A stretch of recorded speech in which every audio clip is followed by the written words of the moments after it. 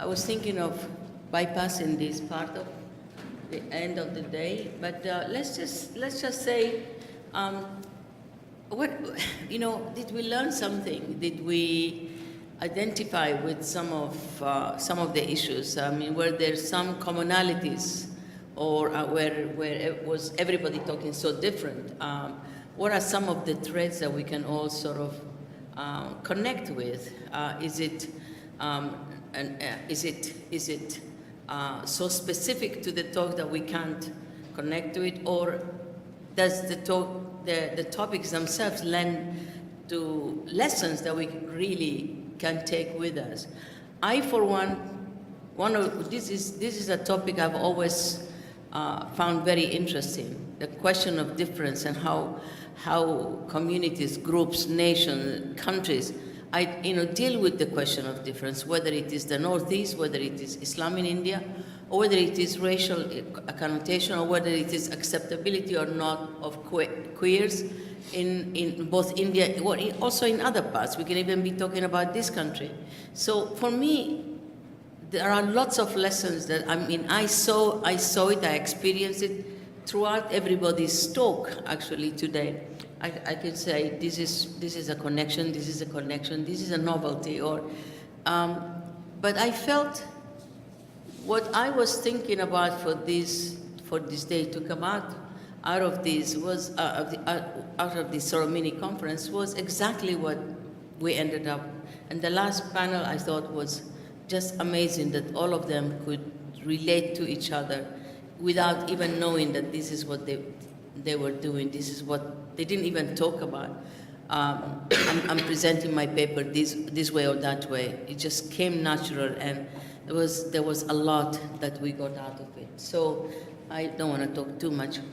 You want to say something, you two here? Like, how did the first two papers affect you, or did you connect with it, or in what ways did you connect? In what ways are you going to go home and rewrite your thesis based on what you heard? We're just going to go this way. So. Can I just grab my notes? No, this is off the cuff. No, I marked something down. Okay. Ryan.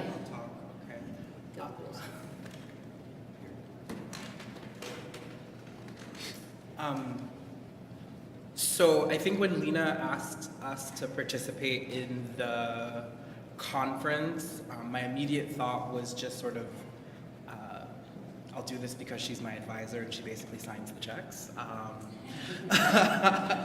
Because I often think, so as a scholar, I was talking to someone else about this, as a scholar who I think primarily identifies more as someone who does sort of queer studies and has a foot in South Asia, I'm always uncomfortable with these older anthropological terms like the sacred, the profane, the popular, because I think anyone who's opened a book in queer studies sort of realizes that we sort of question everything as being normative and et cetera. But I thought this was an intensely useful exercise because it got me to ask questions, I think, of my own work about the role that religion or that the sacred plays in the sort of context in which I'm doing my field work. And so I felt I related, especially I think to Professor Dwyer's paper, because I think she's working with sort of, it's very like popular film, popular culture, as a way to think about how people express themselves and express what is sacred and express what is sort of divine, etc. And I feel like I've confronted those sort of images or those kinds of boundaries in my own work when people talk about their identities or their positions with a certain level of impossibility.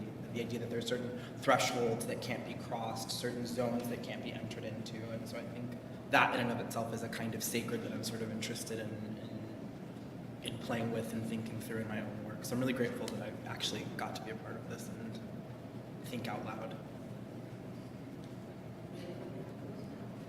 Just hold the mic. I think what stood out to me was Wazira's comment about the role, it's easier, the role of the state. And I didn't talk about the role of the state in my presentation, whereas, of course, Brian and Abhilash and Suvaid sort of more explicitly mentioned the state. But, we can talk about AFSPA, we can talk about so many things that relate to the Northeast in terms of the state. And so it made me think more about how to incorporate that explicitly in my writing. And then, of course, the question of religion. For this symposium in particular, I was sort of struggling with, I'm not a scholar of religion, I'm a feminist anthropology, I work on, a feminist anthropologist, so I work on gender, but today while we were discussing these things, especially the question about sort of the Baptist missionaries and how this kind of translation of sort of whatever, baptism in the US to sort of baptism within certain Naga tribes in the Northeast made me think more about talking about religion, especially I'm planning to do a chapter on community, which kind of encompasses these student unions and the tribal churches, of course, and just thinking about the ways in which I found it problematic when they talked about religion at these freshers and the way in which the sort of discourse was sort of completely overtaken with talks about morality and sort of don't lose your religious identity, as opposed to sort of more practical advice about how to sort of stay safe and thrive in a place like Bangalore. But what I also thought about after I answered the question was the ways in which these migrants' lifestyle immediately distances them from their religion. They work 6 days a week, they work 11 to 12 hours a day. They have literally zero time to go to church, to sort of engage in these communal activities that are kind of the cornerstone of life back home in their village. And so these sort of events serve as reminders also of a culture that, in a sense, they're afraid is going to be lost as migrants. So I'm kind of thinking through that and thinking of other ways to incorporate religion while not being a scholar of religion, but the sort of Christianity into my chapter on community. So. Thanks. Cesar, Marcos? Thank you. I didn't anticipate that I'll be this engrossed in what's going on, so thanks to you. And But you are, aren't you? yeah, but that's what I'm saying. I didn't, so anyway, it's great to be here, but to distill whatever seems to have come out of it is just the possibility of making links between extreme differences that connect our personal selves to our public selves, to our histories, to our futures. And in that sense, I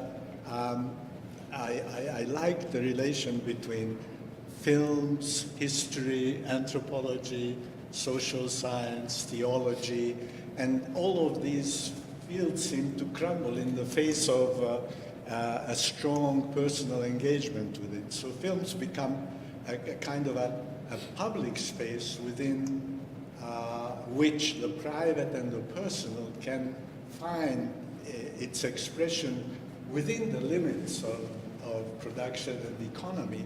But if you extend it to regional cinema and the availability of cheaper, high-definition cameras and YouTube and whatever else, the extraordinary possibilities it creates for especially oppressed groups to represent themselves. And the way they choose this, like I was absolutely taken with Brian's example, that I wouldn't have imagined that a community would turn to a kind of like a bhakti movement to reclaim itself. It's almost like seeing Sri Chaitanya come to life in a gay, in a queer incarnation. And same way I feel about ancient India and Shiva, Parvati as the Ardhangini, the half male, these liminal categories were always there, and they also play out in cinema. Great, thank you. I think my thought was also somewhat similar to what Akash was saying, that one of the interesting things about the study of religion is that particularly when we look at modern religion, there's a presumption that what we're seeing in front of us is actually something that is transformed from what was before. So there is a way in which actual religion is this abstraction that stands in the background, and now we have a medialized or mediated version that is standing in front, whether in movies or in poetry, etc. But the fact of the matter is, of course, wherever we do look at religion, it's actually mediated in some way, right? So religion as a category has this interesting thing where it's the absence, or because the internal religious claim is always that there's something that is beyond the actual mediation, right? But from a historical, social scientific perspective, basically, whenever we take up religion, it ends up being mediated in some way, right? So I think that was brought very well in all the presentations, whether it's Iqbal or whether it looks at modern Hindi, contemporary Hindi cinema, or all the other examples that we have. So one interesting thought that I had was, if we turn this around, we would presume that there is no essential Hinduism, Islam, religion that stands behind it. It's actually acts of construction, and they are perpetual, constantly being done all the way from the ancient period to now.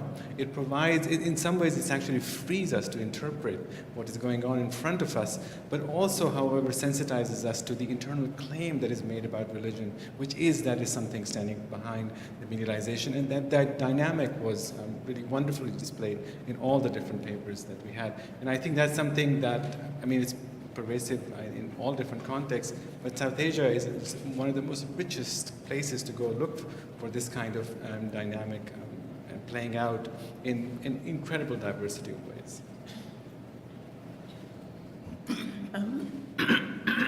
Immediately, I could have cleared my throat before this, but I waited for the microphone. I think one of the things for me was also that idea of the concept of what the sacred was. You know, I'm sitting there when you get asked to a conference and you sit there and just make sure you've understood what the question is, a bit like being in an exam, and the idea of what is the sacred and what are we thinking about. And I suppose for me, you know, the instant sacred somehow always evokes to me all those cultural manifestations that are so engaging, and really perhaps thinking about these aspects of it in attention to language, particularly sacred language, the role of language and what that plays. And you could think today of how language is being contested, that Sanskrit's always being said this is a sacred language, but that's only a tiny bit of what Sanskrit is. I mean, looking at this, looking at the visuals that go with religion, how these have changed so much, and modernizing, I suppose, was also the other thing that we were thinking about. How many ways, you know, if you look at Muslim devotional films, for instance, the symbols aren't just, you know, the usual, the language, the rose, the nightingale, the costume, the you know, the form of the verse, the music and all that, but these, you always have these emblems, the clock tower, the signs of what makes these communities perhaps different, and the access perhaps to imagined worlds of ways things could be and ways things should be as well.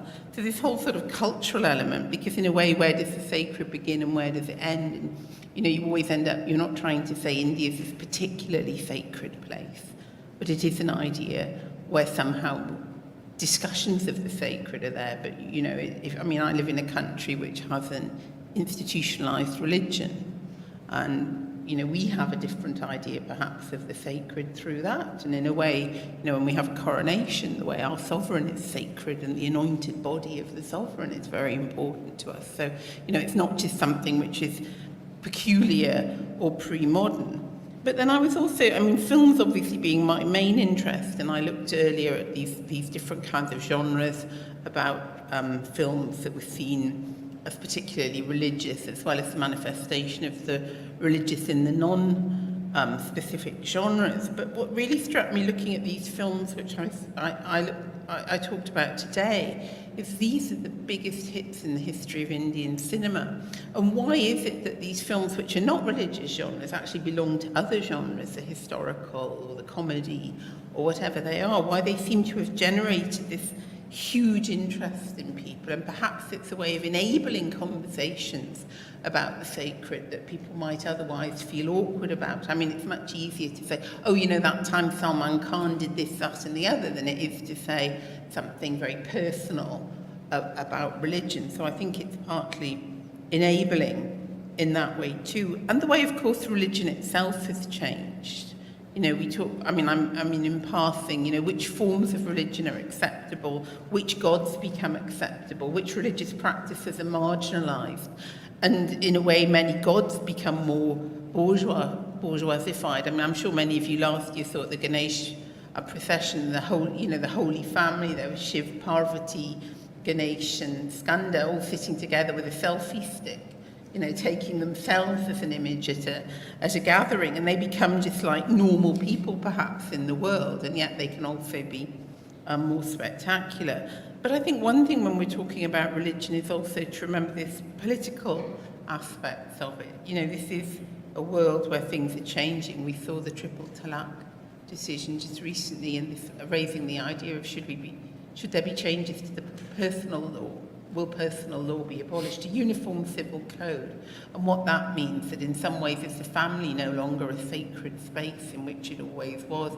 The idea that, you know, you don't talk about things that go on in the home because it's some sort of sacred space that you're not going to move into. And this shift also, as I mentioned today, in gender. What are the roles in gender? You know, this shift away from the idea to become female to approach God, which people like Gandhi talked about, to this, you know, hyper-masculinity, you know, this sort of almost like the idea of muscular Christianity being transformed to this idea of a muscular Hinduism, and what the implications are for that in this increasingly violent society. Well, I was thinking of what the question Lina asked, that what are almost like what kinds of lessons or what kinds of inferences can we draw from this exchange or exchanges we've had today. And I have to admit that for me, one of the important things is to hear other aspects of Indian life, Indian society, and Indian movies and so on, because I tend to focus, although I'm not from Calcutta, I tend to focus on the Calcutta area, because Lina and I do this course on the culture and politics of colonial cities, and use Calcutta and a city in West Africa, Kenitako in Ghana as examples. So to hear about Kashmir and to hear about borderlands and to hear about this national identity, who determines what national identity looks like? You know, is there a way you can look at somebody and say they belong or they don't belong? These are issues which are not just theoretical interest, but a real practical consequences. For instance, what's in a name? You see somebody's name, can you say whether they're from X place or they're from Y place? So in a certain sense, because of colonialism, once again, for instance, that we in, say, West Africa, for instance, have this great interest in matters of India. And here again, the religious, what you call the popular and the sacred come in, because the image of India is both magical on one hand, that you can manipulate, but also religious on the other hand.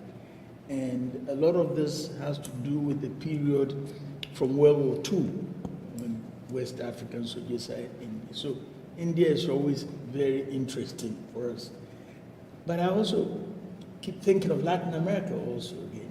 You know, millenarian religions which sprung up in Latin America in the late 19th century and the present, in the way that, say, popular culture figures have been turned into religious figures and then turned back, the third dimension, into popular culture again through popular literature and so on. It raises all kinds of questions. At which point does one become the other? I'm not quite sure anymore. You know, when you say something, are you being religious or are you being popular culture or both? I was particularly fascinated also by I was telling a friend who talked about the graveyards, you know, because this is a fairly serious matter also. In part of West Africa now, for instance, when people are buried in cemeteries, they immediately have to pour concrete on the coffin. You know why? So, to prevent grave robbers who in the old days maybe were just looking for body parts, but there's a more contemporary, material interest because people tend to bury people gold and silver, whatever. So all these things roll into one, and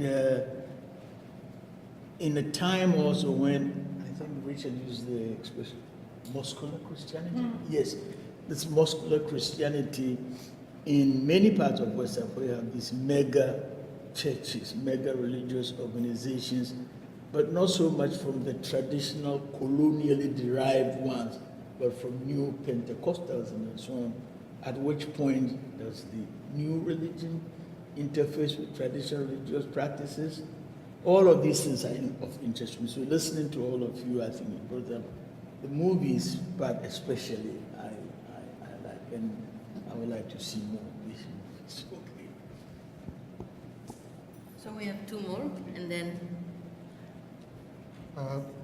Yeah, I mean, in terms of framing connections, one of the larger questions which I had while I was thinking about this was trying to think through the local and the marginal in relation to the so-called like the grand narratives, right?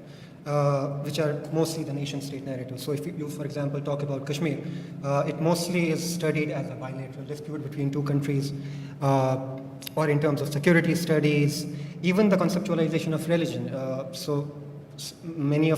A lot of poetry which I quoted from the funerals, these were militant commanders of rebel organizations. And when you look at popular media or even in academia, most of the framing is in terms of like things like Islamism, terrorism. So I wanted to sort of shift my focus from there and see how local people identify, right? Are they really concerned with the textual discourse? Because all these militants came from different organizations with different ideologies, right? From left to the right. But at the same time, there's a certain popular imagination or a certain way in which local people see them, right? Which comes through poetry, which comes through participation in funerals, which comes through like the slogans, right? Which are also like sort of poetic. So I wanted to sort of think, sort of frame that understanding against the more larger security studies kind of perspective, right? And see how local people make sense of it. At the same time, something which Abhilash also talks about is the experience of religion, right? So how do we read that sacred, religious, come political experience, which is very much a popular experience in a context of the military occupation? Can we really sort of reach its interiority in a sense? And I think there, the poetry which is there is sort of an opening. And also I think it's important to consider the fact that when the armed struggle started in late 1980s, one of the sort of overarching images was the threat of fundamentalist Islam or Wahhabism. And there are historical, precedents, even in the late 19th century, early 20th century, where Muslim political mobilization, because it's sort of concentrating on the Muslim identity, which is also being fashioned at the same time, gets studied under like the concept of Wahhabism, which may or may not be exactly there. So this was the same concern for like the British residents who were then in Kashmir, at the same time the Dogra Maharajas. So we could see even the tropes through which things are framed and studied in contemporary are also like the historical tropes. So trying to think of those connections. Vilas. Last but no, I to continue on with that point, actually, I thought one of the statements made by Faisal Devji this morning about the liberalism and the separation of the public from the private, and I thought that was actually quite suggestive, also in terms of how it links up to the separation between the two realms of the public and the private, and I think that also the ways in which it links up to the broader theme of the colloquium, which is popular, coming to terms with the sacred and popular culture. So that is something that one constantly runs up against when you talk about Islam in a setting like the Indo-Afghan frontier. So what is heterodox Islam and what is the puritanical Islam, and how do then what is derivative, questions about what is derivative and how the heterodox is actually germane in certain instances. So I think we talk about and then again, in my presentation, I talked about these categories and how they are so semantically supple, constantly moving around, imposed from the outside, but also embraced from the inside. I think there's something to be said about that as well, in terms of the histories of imposition have to be complemented by the histories of why the situation, and that's where the historical standpoint is something that can offer us so much, is why social conditions were such that that imposition was embraced and then reconstituted into something else through historical experience and through religious practice. So, yeah. Well, I don't know if anybody has anything to say. Wazira does. She's sitting there in her limo. I just want to say, I just want to say, Lina, thank you for all the Hey, thank you. You're my colleague here. We both. the core impetus, I think, in your organizing and also some other things you've been doing over the years is actually bringing together graduate students and their work at different stages, formative stages, in conversation with scholars who come to speak. Often you have speakers who come present their work and actually bringing graduate students into the conversation has been a model that Lina introduced some years ago, and it's been very important. So to keep that going, and I know it's been a massive effort on your part of I couldn't contribute. She's talking as if I did it alone. I didn't. That's very important, I think, to kind of intellectual generosity. Thank you, thank you. So, anybody has anything to say, or shall we go down and get drunk? Yes, let's go and have a drink downstairs. I think it should be done. Thank you all for coming, and despite the numbers, I think it didn't matter. Actually, I enjoyed this a lot. And it's not really how many come to it, is who comes to it. That one gains, from the experience and your words and so on. Thank you all. Student and non-student. Thank you.